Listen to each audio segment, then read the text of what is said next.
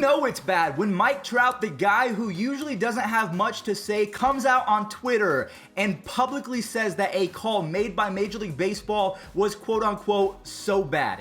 Yeah, today's recap, it's gonna get spicy. What's going on, everyone? It's Fuzzy. Welcome back to yet another MLB recap. If this is your first time on the channel, what we do every single day is we recap the best baseball news from the day before or any sort of breaking news. So if you like baseball, this is the best place to be. Do not be afraid to hit that subscribe button. Also, MLB The Show 21 is coming out this week. Yes, we are going to be posting that, so I'm so excited to bring back the gameplays. But all of that pushed aside, we have baseball to talk about. The replay system has been wrong 5 or 6 times in the last 2 weeks. What we're gonna do is we're gonna post a second video today, but this will be on my second channel because I really want to deep dive into all of the calls that Major League Baseball has gotten wrong over the first 2 weeks of the MLB season. So if you have not subbed to my second channel, be sure to do that because I'm gonna break it down. We have the Yankees and the Rays with a little scuffle. Marcus Stroman is also calling out Major League Baseball. As you can see, it was very rainy and the Mets should have definitely delayed that game. I don't know what they were thinking and he was not happy with them. But first and foremost, let's go ahead and update you guys on the injuries going around the game of baseball. We have Christian Yelich, who was held out of yesterday's game with a back injury. This is pretty much the same injury that is holding out Mookie Betts. Maybe this is going to be good for Yelich because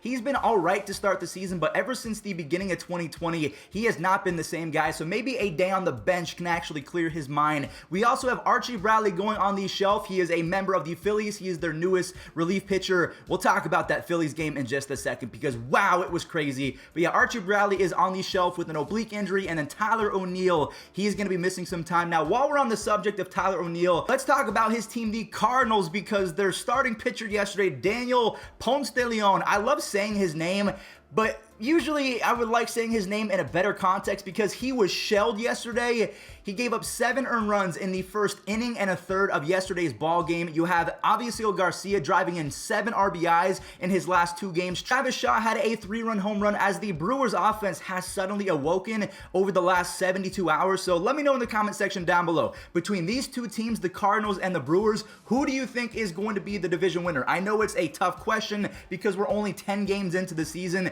but who do you have winning that division? The Brewers or the Cardinals or some other team like, I don't know, the Cubs? One more injury update I really want to talk about. Fernando Tatis Jr. is looking healthy. I for sure thought that he was going to be missing a few weeks, maybe even a few months with that shoulder injury. But this clip, this is from yesterday. He looks very healthy. And the one thing that I did notice is the fact that every time he follows through on a swing, he is using 2 hands. Now, he has been doing this in the past, but I would say 80 to 90% of his swings prior were always a one-handed finish. So maybe this actually keeps his shoulder in place. So he could be back by Thursday or Friday. Let's keep our fingers crossed. Let's talk about the Padres game because they're playing very well without him. They are shutting me up. I came out and said that the Padres were not going to be as good. He's kind of like the heart and soul. So without Fernando Tatis Jr., maybe they would scuffle. No, they are playing extremely well. I do want to showcase Joey Gallo because for a few seconds he became Michael Phelps diving into second base for a stolen base. He is more than just a power hitter. He won a Gold Glove and he turned into El Mago. Javier Baez is known for doing this.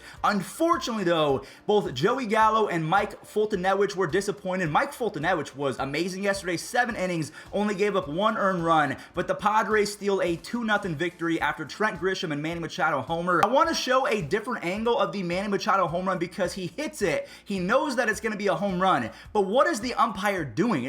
It's almost like he wants to start something or he's looking for a reason to toss him. Like, why is he coming out that fast and looking at Manny Machado the entire time? Very weird. The umpires have not been great to start the season. Now, real quick, I want to talk about the suspended Mets game because I fully agree with Marcus Stroman. Maybe the meteorologist for the Mets saw some sort of patch that would have given them some clarity for 2 or 3 hours. Yeah, no, that did not happen. It was pouring on poor Francisco Lindor, and Marcus Stroman did not hold back any punches. He came out and he pretty much said that Major League Baseball and the Mets need to do better going forward because this puts all of the players at risk. You cannot be running around in puddles and expect no one to get hurt. So luckily no one was hurt. The game was suspended, but I fully agree that the game never should have started to begin with. And now Marcus Stroman, his start, completely wasted. All right, I don't want to waste any more time. I want to go ahead and talk about this Phillies versus Braves game because it had it all. In the very first inning, Ronald Acuna Jr. showed that he is a superhuman. I'm going to go ahead and show his baseball savant breakdown right now. He is so good at hitting, but if you look at the sprint speed, he is in the top 2%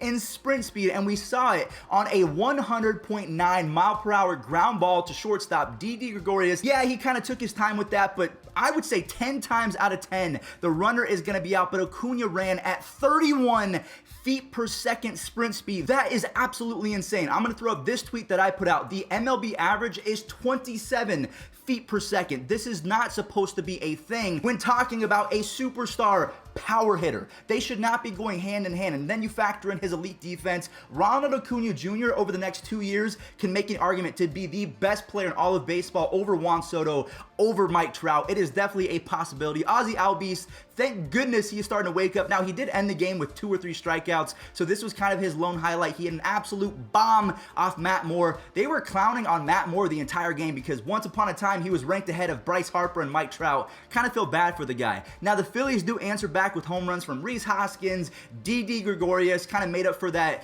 I don't know if you would call it an error in the first inning, but he hit a bomb, and then Bryce Harper goes the other way. Speaking of Bryce Harper and baseball savant, that graph that we showed of Ronald Acuna, look how good Bryce Harper is at hitting. He's pretty much top 2% in everything, so stop calling the man overrated. He is a once-in-a-lifetime hitter. Now, Acuna does factor in yet again. He hits a 360. If you don't know what that means, he spun around as he hit this home run. He is just so much fun to watch. Now, unfortunately, this is where the baseball world erupted. Alec Bohm tags on a fly ball, and he was clearly, and when I say clearly, he was 150% out. I'm going to show this picture right now. Even Mike Trout said that he was out. He even came out with a tweet and said that it was so bad. Mike Trout doesn't do that very often, so you know you're in the wrong when he's coming out. The GOAT of our great game is coming out and speaking out against the decision. So yeah, very unfortunate. I feel bad for Braves fans, and like I said, we're going to come out with a second video on the second channel breaking down all of the replay mishaps because there have been at least 5 or 6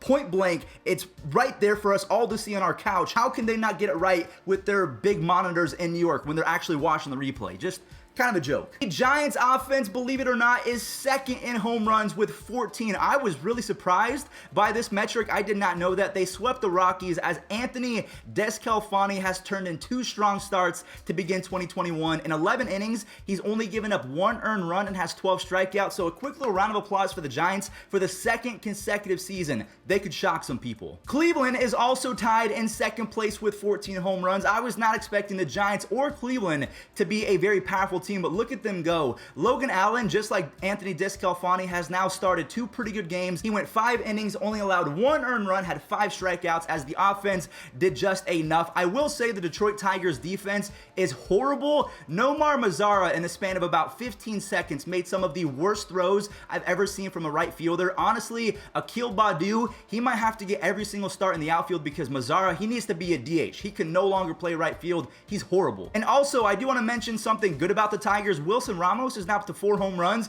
I could have sworn that Mets fans were telling me that he was washed, but so far, he's been better than James McCann. The Boston Red Sox are playing insane lately. Oh my goodness. Rafael Devers hits a home run in his 3rd straight game. You have JD Martinez hitting 3 home runs in yesterday's game. The Orioles try to make a comeback, but luckily for the Red Sox, JD Martinez and Devers were just monsters yesterday. They combined for 5 home runs between the 2 of them. The Red Sox win their 6th straight game as Nick Pivetta, in his 4 Boston starts dating back to 2020, he's only given up 6 earned runs in those 4 starts. That'll play. Brent Honeywell made his major league debut yesterday, a former top prospect, but unfortunately, I think he's gone through 2 Tommy John surgeries. He has just been injury on top of injury. He started his career throwing 2 perfect innings, and the Rays took him out. And what happened to the Rays? They instantly gave up 3 runs because they brought in Michael Wacha. Gio Urshela tattoos of baseball, but then Randy Arozarena, luckily for the Rays, he's been carrying them for like 6 months now. And I really believe that Arozarena is not a flash-in-the-pan player. I will keep saying that until the day I die. The Yankees tied up in the 8th with a Gleyber Torres single. Now, the clean-shaven Rougned Odor, he drives in his first RBI as a member of the Yankees, and then pretty much it was all downhill from there for the Tampa Bay Rays. So now we have 4 teams in the American League East with a 4-5 record, so plenty of season left. That division right now is wide open, but I don't think it's really that close. The Blue Jays are going to be good, the Yankees and the Rays are going to be good, but then I told you the Red Sox were going to surprise some people as well. Now, one more thing I do want to note from that Rays versus Yankees game is that Austin Meadows, I believe that he was hit or he was almost hit in the head. Kevin Cash said that this was all because of the fact that Aroldis Chapman was not suspended after he almost hit Michael Brasso in the head. So this is all stemming from that situation. It was kind of a slap on the wrist situation, but I mean, MLB is known for slapping people on the wrist when they do bad things. I mean, you have the Astros getting a slap on the wrist, Aroldis Chapman not getting suspended for almost hitting Michael Brasso in the skull. So yeah, very weird. Major League Baseball is a weird sport sometimes. What more can we say about the Dodgers? They are getting production from everyone. Did you know that Zach McKinstry, he's not even verified on Twitter, but he is leading all of the Dodgers players in RBI. So he drove in a couple yesterday. Clayton Kershaw was his normal self as the Dodgers shut out the Nationals.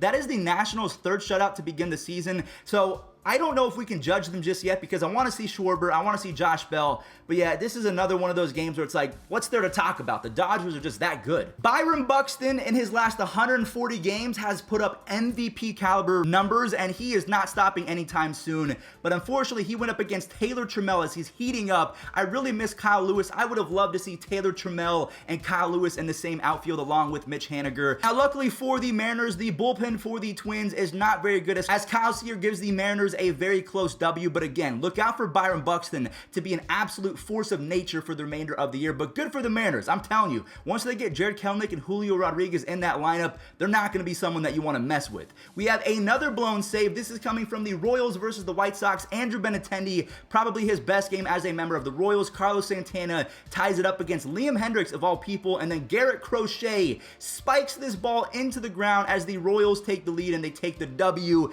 Good for them. And then the final 2 games, we have David Peralta and Eduardo Escobar going off. Peralta with the home run, Eduardo Escobar 4 consecutive games with a home run. You absolutely love to see a comeback season from him. Luke Weaver goes 7 strong innings, only allows 1 hit, 0 earned runs, and 8 strikeouts. This is kind of what I think we all expected from the Reds. Really good offense, but unless Castillo and Maley and Sonny Gray are pitching, they're not going to win very many games. And then the Cubs offense, straight up embarrassing. The Pirates win 7-1 after winning 7-2 the day before. And the Pirates are top 13 in OPS, so maybe that offense is very underrated because I do like Ke'Bryan Hayes. I know he's injured, but Phillip Evans is raking. They still have Adam Frazier. They still have Brian Reynolds and a few other guys that can get the job done. The Cubs only have 45 hits in 9 games compared to 89 strikeouts in those 9 games. All right, everyone, well, that is going to do it for today's MLB recap. Thank you all so much for watching. Remember to subscribe to my second channel. We're going to break down all of the replays that Major League Baseball has botched over the last few days. Some of them are very close. Some of them are point blank. What are we doing?